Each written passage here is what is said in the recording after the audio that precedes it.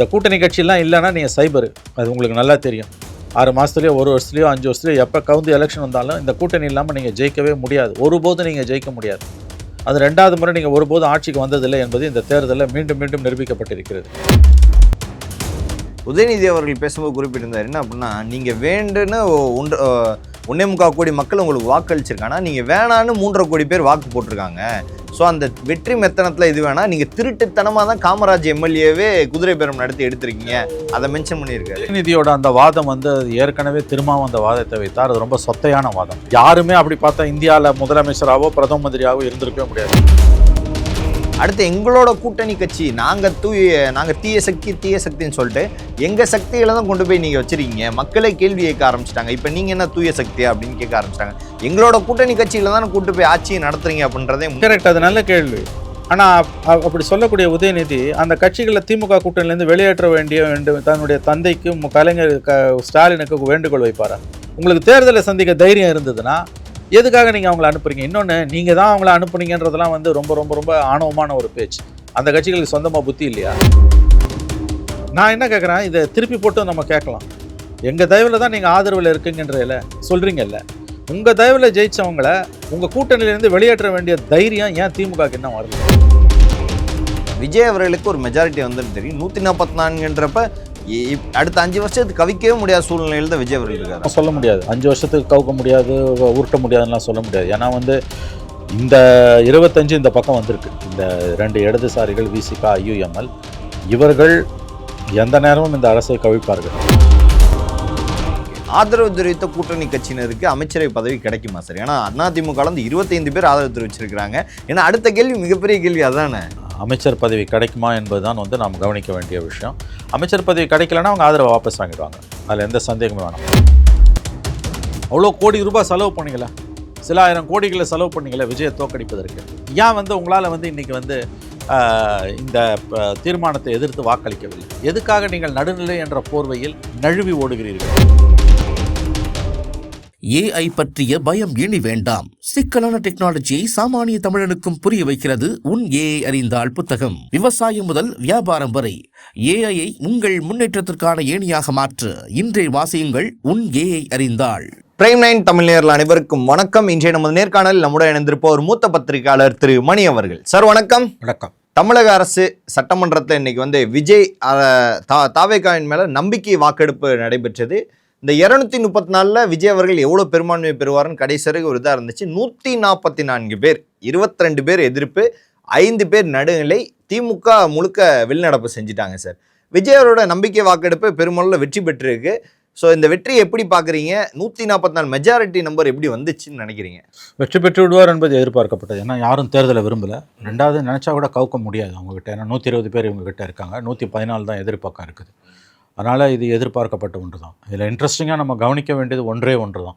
இப்போ அதிமுகவுக்கு 47 MLAs இருக்காங்க. அந்த 47ல் 22 பேர் எதிர்த்து குத்திருக்காங்க. அதிமுகவை தவிர வேறு யாரும் எதிர்த்து போட்டதாக எனக்கு தெரிஞ்சு இல்லை. நடுநிலை ஆயிடுச்சு. பாஜகவும் பாமகவும் நடுநிலை ஆயிட்டாங்க. அந்த ஒரு உறுப்பினர் அமமுக இந்த பக்கம் வந்து, ஆமாம், காமராஜ் இந்த பக்கம் வந்துட்டார். அப்போ எதிர்த்து போட்டதில் 47ல் 22 வந்திருக்குன்னா 25 இவர்கிட்ட இருக்குது. இப்போ விஜய்கிட்ட போயிருக்கு. அதில் வந்து இப்போ கட்சி தாவல் தடை சட்டப்படி அவங்கள தகுதி நீக்கம் செய்ய சொல்லி அவர்கள் வந்து சபாநாயகரிடம் மனு கொடுப்பார்களா என்பதை நாம் பார்க்க வேண்டும். ஏன்னா 32 இருந்ததுனா தான் வந்து 2/3 மெஜாரிட்டி. 32க்கு 7 சீட்டு குறையுது, 25 தான் இவங்ககிட்ட இருக்குது. அப்படின்னா இது எப்படி இது கட்சி தாவல் தடை சட்டப்படி வருமானது நமக்கு தெரியல. ஏன்னு கேட்டிங்கன்னா இது சட்டசபை கூடுறதுக்கு முன்னாலேயே இவங்க தனியாக கொறடா உத்தரவு போட்டு 2 பேரும் பிரிஞ்சதால் அது என்னன்னு புரியல. ஆனால் சிவசேனா வழக்கில் உச்சநீதிமன்றம் வந்து அரசியல் கட்சி தலைவரோட அதிகாரம் தான் பெருசு, சட்டமன்ற கட்சி தலைவரோட பெருசு இல்லைன்னு சொல்லியிருக்காங்க. அப்படி பார்க்கும்போது எடப்பாடி பழனிசாமியோட அதிகாரம் தான் பெருசாக இருக்குது. ஆகவே இந்த 44 இதில் கவனிக்க வேண்டிய விஷயம் ஒன்று தான். 47 இருக்குது அதிமுகவில், 22 பேர் தான் ஏற்று போட்டிருக்காங்க, 25 பேர் வந்து ஆதரித்து போட்டிருக்காங்க. ஆனால் 32 வேணுன்றது தான் பரவலான புரிதலாக இருக்குது. அப்போ இந்த 25 பேரை பதவி நீக்கம் செய்ய சொல்லி, டிஸ்குவாலிஃபை பண்ண சொல்லி எடப்பாடி இவங்ககிட்ட ஸ்பீக்கரை கேட்பாரான்னு நமக்கு தெரியல. அப்படி கேட்டாருன்னா ஸ்பீக்கர் அதில் என்ன முடிவு பண்ணுவாருன்னு தெரியல. ஒருவேளை அவர் ஸ்பீக்கர் வந்து தகுதி நீக்கம் பண்ணிட்டாருன்னா எலெக்ஷன் தான். 25 தொகுதிக்கு தேர்தல்ன்றது ஒரு மினி எலெக்ஷன் மாதிரி நடக்கும். அப்படி இல்லை, 25 பேர் வந்து தகுதி நீக்கம் வந்து நான் பண்ண மாட்டேன், எனக்கு நாள் ஆகும் அப்படின்னு சொல்லி சபாநாயகர், ஏன்னா பல மாநிலங்கள் சில மாநிலங்கள் அப்படி பிரச்சனை ஓடுது. அப்போ இவங்க ஹைகோர்ட்டுக்கு சுப்ரீம் கோர்ட்டுக்கு போவாங்க, அது 1 வருஷம் 2 வருஷம் கூட இருக்கும். அதனால் அதுக்குள்ளே என்ன நடக்கும்ன்றதெல்லாம் நமக்கு தெரியாது. ஆகவே இப்போ அதிமுகவோட 47ல் 3/2 பங்கை விஜயால் பெற முடியல, 25 தான் அவர் பெற முடிஞ்சிருக்கு. இப்போ இந்த 25 பேர் அடுத்த ஒரு மந்திரி சபையில் சேர்த்து அவங்கள அமைச்சராக்கிட்டார்னா அமைச்சரவைக்கு ஸ்திரத்தன்மை கிடைக்கும். இப்போ இதில் இன்னொன்று என்ன சொன்னாங்கன்னா, இப்போ நாங்கள் தான் உண்மையான அதிமுகன்னு அவங்க இப்போ கிளைம் பண்ணுவாங்க. 2 அதிமுக சபாநாயகர் அங்கீகரிப்பாரான்னு இருக்குது. அடுத்த மாதம் கூடக்கூடிய சட்டமன்றத்தில் அந்த பிரச்சனைலாம் வரும். இப்போ அடுத்த கவனம் பூரா அங்கே இருக்கும், பொதுக்குழு உறுப்பினர்கள் நோக்கி இருக்காங்க. அந்த அடுத்த இதுன்றது வந்து அதிமுக பக்கம் தான் பார்வை திரும்ப போகிறது. எனவே கவர்மெண்ட் தப்பிச்சிருன்றது எல்லாருக்கும் தெரியும். 6 மாத காலத்துக்கு இனிமேல் நம்பிக்கைக்கு ஒரு தீர்மானமோ நம்பிக்கையில்லா தீர்மானமோ கொண்டு வர முடியாது, அது தெளிவாக இருக்குது. அந்த இடத்துல அவர் என்ன செய்ய போகிறான்றதை பார்க்கணும். நமக்கு விஜய் அவர்களுக்கு ஒரு மெஜாரிட்டி வந்துன்னு தெரியும். 144ன்றப்ப அடுத்த 5 வருஷத்துக்கு கவிக்கவே முடியாத சூழ்நிலையில் தான் விஜய் அவர்கள் இருக்காரு. சொல்ல முடியாது, 5 வருஷத்துக்கு கவுக்க முடியாது, உருட்ட முடியாதுலாம் சொல்ல முடியாது. ஏன்னா வந்து இந்த 25 இந்த பக்கம் வந்திருக்கு, 25 7 32, திருச்சியில் 1 ஜெயிச்சாங்கன்னா 133 அவங்ககிட்ட வந்துடுது. ஏன்னா இந்த 8 பேரை வந்து நான் கணக்கில் சேர்க்க தயாராக இல்லை. இந்த 2 இடதுசாரிகள் விசிகா IUML இவர்கள் எந்த நேரமும் இந்த அரசை கவிழ்ப்பார்கள், அதில் எந்த சந்தேகமும் வேணாம். ஏன்னா இவங்க தினம் பிரச்சனையை உண்டாக்குவார்கள். இவர்களுடைய ஆன்டி பிஜேபி, வலிமையான ஆன்டி பிஜேபி நிலைப்பாடு என்பது இந்த அரசுக்கு பெருத்த தலைவலியைத்தான் கொடுக்கும். இவங்களோட ஸ்ட்ராங் ஆன்டி பிஜேபி ஸ்டாண்டுன்றது விஜய்க்கு பெரிய தலைவலி தான். விஜய் இன்றைக்கே கூட நீங்கள் பார்த்தீங்கன்னா அவரோட ஸ்பீச்சில் ரொம்ப பெரிய அளவில் அவர் ஒன்றும் பேசலை. உதயநிதி ஸ்டாலின் ரொம்ப காரசாரமாக எதிர்க்கட்சி தலைவர் பேசினார், ஆனால் விஜய் பேசவே இல்லை. சும்மா ஒரு 4 வார்த்தை பேசிட்டு உக்காந்துட்டார். ஆனால் அதில் சொன்ன ஒரு பாயிண்ட், ரொம்ப முக்கியமான பாயிண்ட் என்னென்னா, இந்த ஜோசியர் ஒருத்தரை அவருடைய சிறப்பு அதிகாரி ஆஃபீஸர் ஆன் ஸ்பெஷல் டியூட்டியாக OSDயாக போட்டதை பற்றி பேசும்பொழுது அவர் வந்து என்ன சொன்னார்னா வந்து மறுபரிசீலனை செய்ய தயார், I will rethink into it அப்படின்னு, ஐ வில் ரீதிங்க் இன்டு இட்னு சொல்லும்போது CPI CPM எல்லாருமே அதை கண்டிச்சிருக்காங்க. ஆகவே அந்த இன்றைக்கி வந்து மெட்ராஸ் ஹைகோர்ட்டில் கேஸ் வேறு வந்திருக்குது. அந்த ஜோசியரை வந்து சிறப்பு அதிகாரியாக நியமித்ததை ரத்து செய்ய சொல்லி நாளைக்கு அதை விசாரணைக்கு எடுத்துக்கொள்வதாக விடுமுறை கால அமர்வு தெரிவிச்சிருக்கு. அப்போ அதுக்குள்ளே இவரே வந்து அந்த நியமனத்தை வாபஸ் வாங்கிட்டார்னா பிரச்சனை முடிஞ்சுது. ஸோ சிக்கல்கள் தொடர்கின்றன. இப்போதைக்கு அரசு தப்பி பிழைத்திருக்கிறது. அடுத்த 6 மாதத்துக்கு பிரச்சனை இல்லை, அடுத்து என்ன நடக்கும்னு நம்ம சொல்ல முடியாது. இந்த 5 வருஷம் இதில் நிரந்தர முதலமைச்சர்லாம் சபாநாயகர் சொன்னது ஏற்புடையதில்லை, சபாநாயகருடைய வேலை அது அல்ல. திமுக அரசுலேயே கண்டிச்சு நிரந்தர முதல்வன்றது வார்த்தை வரக்கூடாது கூடாதுன்னு திமுக அரசு சொல்லும் போதுமே இதை கண்டிச்சிருக்கீங்க. இப்போ மற்றவன் சொல்லிட்டு போகலாம், கட்சிக்காரன் சொல்லலாம், ஒரு சபாநாயகர் வந்து இது நிரந்தர முதலமைச்சர்னு சபாநாயகர் சொல்கிறதுன்றது ரொம்ப தவறான ஒரு வார்த்தை. இது வந்து சில தவறான அறிகுறிகள் தென்படுகின்றன இந்த அரசிடம். குதிரை பேரம் நடந்திருக்கு அப்படின்னா அதுக்கு விஜய் அவர்கள் வந்து பதில் எழுதிருக்காரு. குதிரை பேரம் நடத்த மாட்டோம், குதிரை வேகத்தில் செயல்படும் சொல்லியிருக்காரு. அதெல்லாம் சும்மா, அதெல்லாம் வந்து வாய்ஜாலம் பண்ணால் எதுக்கு CV சண்முகத்தை போய் பார்த்தாரு அவர்? எடப்பாடி பழனிசாமியை பார்க்காம CV சண்முகத்தை பார்க்க வேண்டிய அவசியம் என்ன வந்தது? இந்த நெருக்கடி இருக்குது உங்களுக்கு அங்கே. ஆகவே இவர்கள் இந்த அரசு இப்போதைக்கு தப்பி பழித்திருக்கிறது. இது 5 ஆண்டுகள் ஆளுமா என்பதை நம்மால் இப்போதைக்கு சொல்ல முடியாது. ஏன்னா இந்த 25 பேர் தான் குஷனிங் அவங்களுக்கு, அதிமுகலேருந்து போட்டவங்க. அவங்க மறுபரிசீலனை பண்ணுறாங்க அப்படின்னா, அல்லது வேறு ஏதோ காரணத்தால் அவங்க ஆதரவை வாபஸ் வாங்கினா கவர்மெண்ட்டு கவுந்துடும். ஏன்னா இந்த 8 பேர் நிச்சயமாக இவங்களை நம்பி அரசு ஆள முடியாதுன்றது மட்டும் நான் உறுதியாக சொல்கிறேன். ஓகே, ஆதரவு தெரிவித்த கூட்டணி கட்சியினருக்கு அமைச்சரவை பதவி கிடைக்குமா சார்? ஏன்னா அதிமுக வந்து 25 பேர் ஆதரவு தெரிவிச்சிருக்கிறாங்க. ஏன்னா அடுத்த கேள்வி மிகப்பெரிய கேள்வி அதானே. உண்மை ரெக்ஸு, அதுதான் இப்போ நியூஸு. அவங்களுக்கு வந்து இப்போ அமைச்சர் பதவி கிடைக்குமா என்பது தான் வந்து நாம் கவனிக்க வேண்டிய விஷயம். அமைச்சர் பதவி கிடைக்கலன்னா அவங்க ஆதரவை வாபஸ் வாங்கிடுவாங்க, அதில் எந்த சந்தேகமும் வேணாம். விஜய் வலியை போய் இவர்கள் ஆதரித்தது அமைச்சர் பதவிக்காகத்தான், அதில் எந்த சந்தேகமும் உங்களுக்கு வேணாம். அமைச்சர் பதவி கிடைக்கலன்னா அவங்க ஆதரவை வாபஸ் வாங்கிட்டு போகிறாங்க. விஜயால் வந்து அப்போ ஆட்சி செய்வது என்பது கடினமானதாக மாறிப்போங்க. It's very simple. ஆனால் இந்த 25 பேரை வந்து தகுதி நீக்கம் செய்யணும்னு எடப்பாடி கோருவாரா? அப்படி கோரி அதை அவர் வலியுறுத்தினார்னா, சபாநாயகர் அதை ஏற்றுக்கொள்ள மறுக்கிறார் அப்படின்னா கண்டிப்பாக வந்து கோர்ட்டுக்கு போவோம். கோர்ட்டில் என்ன மாதிரியான டெசிஷன் வரும்னு தெரியாது. கவர்மெண்ட்டு கவர போகுதுன்னா இந்த 25ஓடு சேர்த்து இன்னும் 10 பேரையும் அவர் இழுக்கிறாருன்னா அது எப்படின்ற கேள்வியும் வரும் உங்களுக்கு. ஸோ இவ்வளோ விஷயங்கள் அது உள்ள அடங்கி இருக்குது. உதயநிதி அவர்கள் பேசும்போது குறிப்பிட்டிருந்தார் என்ன அப்படின்னா, நீங்கள் வேண்டுன்னு 1.25 கோடி மக்கள் உங்களுக்கு வாக்களிச்சிருக்காங்க, நீங்கள் வேணான்னு 3.5 கோடி பேர் வாக்கு போட்டிருக்காங்க. ஸோ அந்த வெற்றி மெத்தனத்தில் இது வேணா, நீங்கள் திருட்டுத்தனமாக தான் காமராஜ் எம்எல்ஏவே குதிரை பேரம் நடத்தி எடுத்திருக்கீங்க, அதை மென்ஷன் பண்ணியிருக்காரு. உதயநிதியோட அந்த வாதம் வந்து ஏற்கனவே திரும்பவும் அந்த வாதத்தை வைத்தார். அது ரொம்ப சொத்தையான வாதம், ரொம்ப ரொம்ப சொத்தையான வாதம். எப்படின்னா, நம்முடைய சிஸ்டம் என்பது வந்து ஃபஸ்ட்டு பாஸ்ட் கோல் சிஸ்டம். எல்லா காலத்திலும் ஆட்சி அமைச்ச எல்லாருக்குமே 1/3 தான் இருந்திருக்கு, அவங்களுக்கு எதிராக தான் 2/3 இருந்திருக்கு.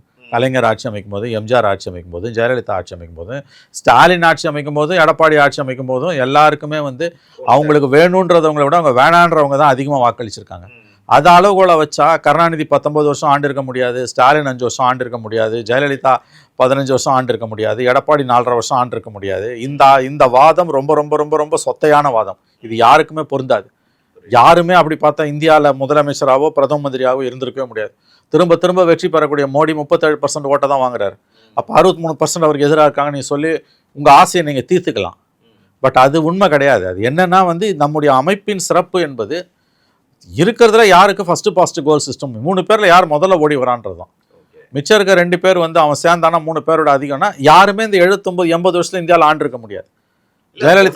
ஜெயலலிதா வந்து ஒவ்வொரு தரையும் 30% 33% தான் ஜெயிச்சாங்க. 68% எதிராக தான் இருந்தாங்க. ஆகவே இந்த வாதம் தவறானது. இன்னைக்கு 34% விஜய்க்குன்னா 66% எதிராக இருக்காங்கன்னா இவங்க ஸ்டாலினுக்கு மட்டும் எப்படி இருந்தது? அவருக்கும் இதே கதை தான். 44% 56% உங்களுக்கு எதிராக இருக்காங்க. ஆகவே இது வந்து தன்னைத்தானே திருப்திப்படுத்திக் கொள்வதற்கும் தோல்வி அடைந்தவர்கள் தங்களை ஆசுவாசப்படுத்திக் கொள்வதற்குமான ஒரு வாதம் இது. ஆகவே உதயநிதியோட அந்த வாதம் சொத்தையான வாதம், தவறான வாதம், தோல்வி அடைந்தவர்கள் தங்களை தாங்களே தேற்றிக் கொள்வதற்காக சொல்லக்கூடிய வாதம். எல்லா காலத்திலுமே ஃபஸ்ட்டு பாஸ்ட் கோல் சிஸ்டம் படி 3 பேரில் யாருக்கு அதிகமாக இருக்கோ அவங்க தான் ஆண்டு இருக்காங்க. 1 2 சேர்றதால அது 3 விட அதிகம் என்ற வாதத்தை அளவுகோலாக வைத்தால் கலைஞரோ ஸ்டாலினோ ஒருபோதும் முதலமைச்சராக ஆகியிருக்க முடியாது. இதையும் உதயநிதி இது பெரும்பாலும் ஆகியிருக்க முடியாது. இதையும் உதயநிதி கவனத்தில் வைத்து பேச வேண்டும். அடுத்து எங்களோட கூட்டணி கட்சி நாங்கள் தீய சக்தின்னு சொல்லிட்டு எங்கள் சக்திகளை தான் கொண்டு போய் நீங்கள் வச்சுருக்கீங்க, மக்களை கேள்வி கேட்க ஆரம்பிச்சிட்டாங்க. இப்போ நீங்கள் என்ன தூய சக்தியா அப்படின்னு கேட்க ஆரம்பிச்சிட்டாங்க. எங்களோட கூட்டணி கட்சியில் தானே கூட்டு போய் ஆட்சியை நடத்துறீங்க அப்படின்றதே கரெக்ட். அது நல்ல கேள்வி. ஆனால் அப்படி சொல்லக்கூடிய உதயநிதி அந்த கட்சிகளை திமுக கூட்டணியிலேருந்து வெளியேற்ற வேண்டும் தன்னுடைய தந்தைக்கும் கலைஞர் ஸ்டாலினுக்கு வேண்டுகோள் வைப்பாரா? உதயநிதி சொல்கிறது கரெக்ட். எஸ், உங்களை தீய சக்தின்னு சொன்னவங்க கூட நின்று ஜெயிச்சவங்கள தான் இன்றைக்கி துணையாக வச்சுக்கிட்டு ஆண்டு கொண்டிருக்கிறார் நம்முடைய முதலமைச்சர் ஜோசப் விஜய். ஆனால் நாங்கள் தான் அவங்கள அங்கே அனுப்பிச்சி வச்சோன்னு திமுககாரங்களே பேசுகிறாங்க. ஆமாம், எல்லாருமே பேசுகிறாங்க. எல்லா திமுககாரங்களும் என்ன சொல்கிறாங்க? நாங்கள் தான் அனுப்பிச்சி வச்சோன்றாங்க. எங்கள் தயவில் ஆட்சி, உங்கள் தயவில் ஆட்சி நமக்குது. தீய சக்தின்னு சொன்ன உங்களை வெற்றி கொண்ட ஒருவருக்கு மெஜாரிட்டி இல்லைன்ற காரணத்துக்காக உங்கள் கூட இருக்கவங்களை அனுப்பிச்சு நீங்கள் ஆதரிக்க வேண்டிய நிர்பந்தம் உங்களுக்கு என்ன வந்தது? ஏன்னா இன்றைக்கி உங்களால் தேர்தலை சந்திக்க முடியாது. உங்களுக்கு தேர்தலை சந்திக்க அச்சம், திமுகவுக்கு தேர்தலை சந்திக்க அச்சம். ஆனால் அதே நேரத்தில் தோழமையோடு தங்களோடு இருந்து வென்ற கட்சிகளை அனுப்பி விஜய் அரசாங்கத்தை அவர்கள் காப்பாற்றுகிறார்கள் என்பது உண்மை. உங்களுக்கு தேர்தலை சந்திக்க தைரியம் இருந்ததுன்னா எதுக்காக நீங்கள் அவங்கள அனுப்புறீங்க? இன்னொன்று, நீங்கள் தான் அவங்கள அனுப்புனீங்கன்றதெல்லாம் வந்து ரொம்ப ரொம்ப ரொம்ப ஆணவமான ஒரு பேச்சு. அந்த கட்சிகளுக்கு சொந்தமாக புத்தி இல்லையா? அவர் தனித்து இயங்கக்கூடிய கட்சிகள். நீங்கள் சொல்லி தான் அவங்க எல்லா முடிவும் எடுக்கிறாங்க என்பது வந்து தோல்வி அடைந்த பிறகும் திமுகவுக்கு இன்னமும் வந்து பாடம் கற்றுக் கொடுக்கப்படவில்லை என்பதைத்தான் காட்டுகிறது.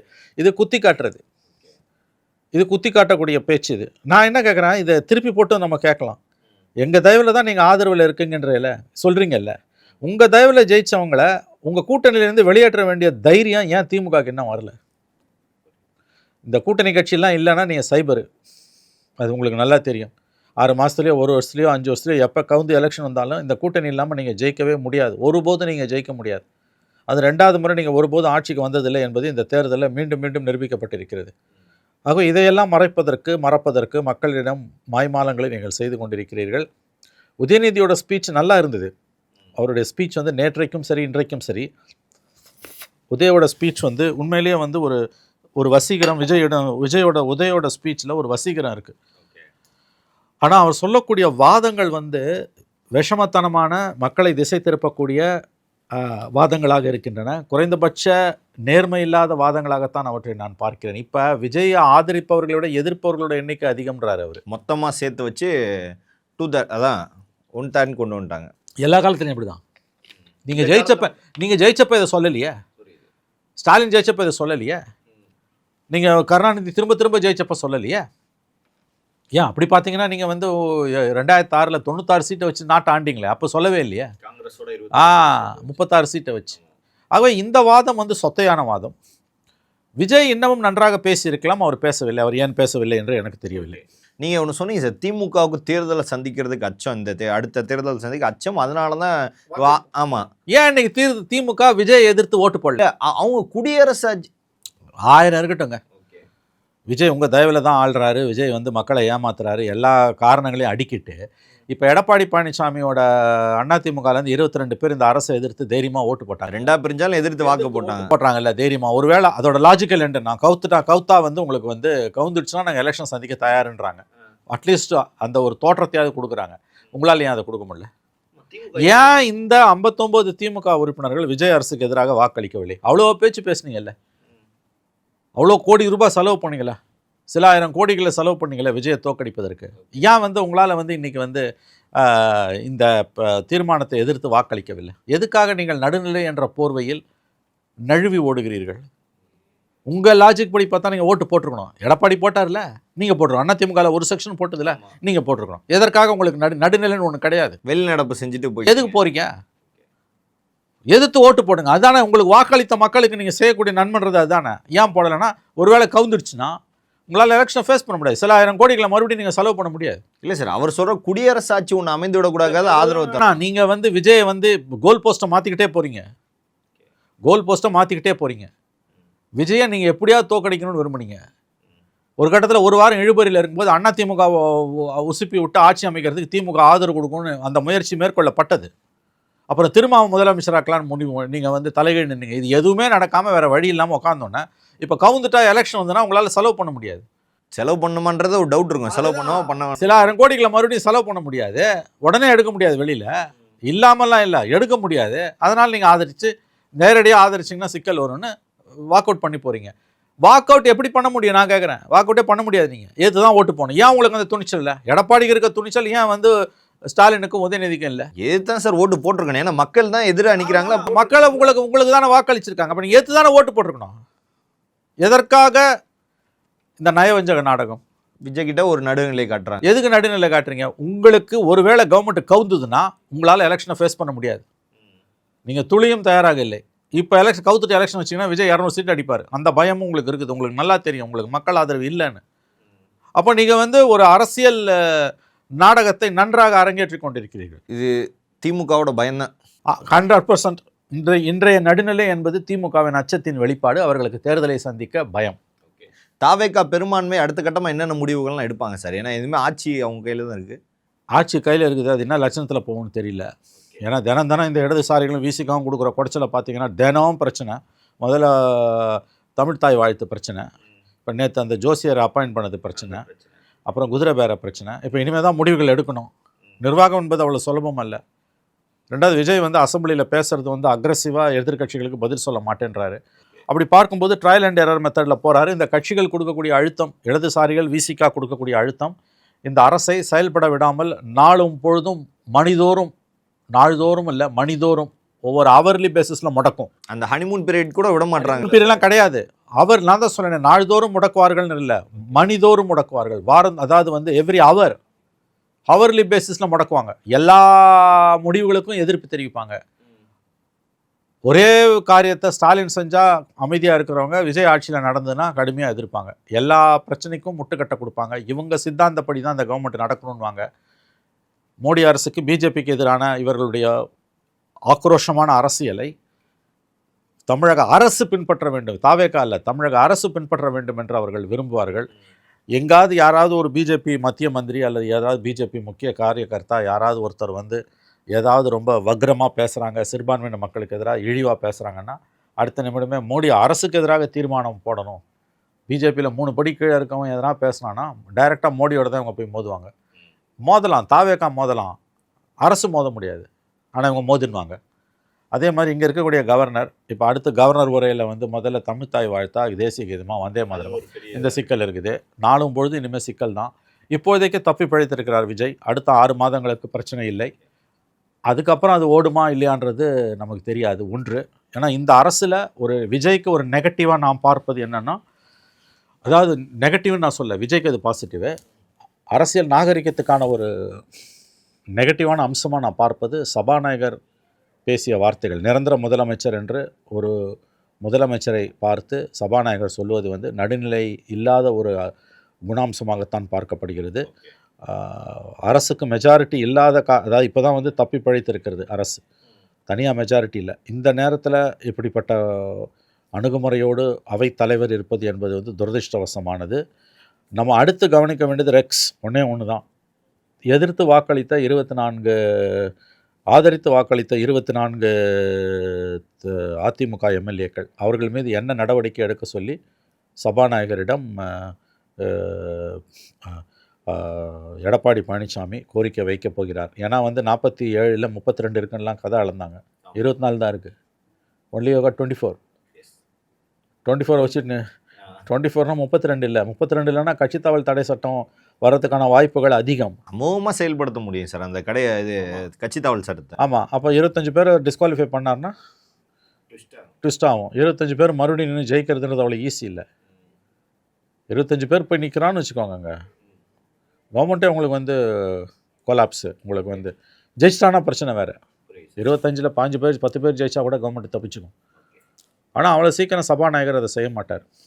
ஆமாம் சார், இப்போ வந்து விஜய் அவர்கள் தப்பிச்சிட்டார். ஒரு 6 மாதத்துக்கு எந்த ஒரு பிரச்சனையும் இல்லை சார். இது ஒரு பக்கம் இருக்குது. இப்போ எந்த ஒரு பிரச்சனையும் இல்லை, கவர்மெண்ட்டுக்கு நெருக்கடி இல்லை, 6 மாதம் தப்பிச்சிடும். பல்வேறு அரசியல் கேள்விகளுக்கு பதில் தமைக்காக மிக்க நன்றி சார். நன்றி, வணக்கம்.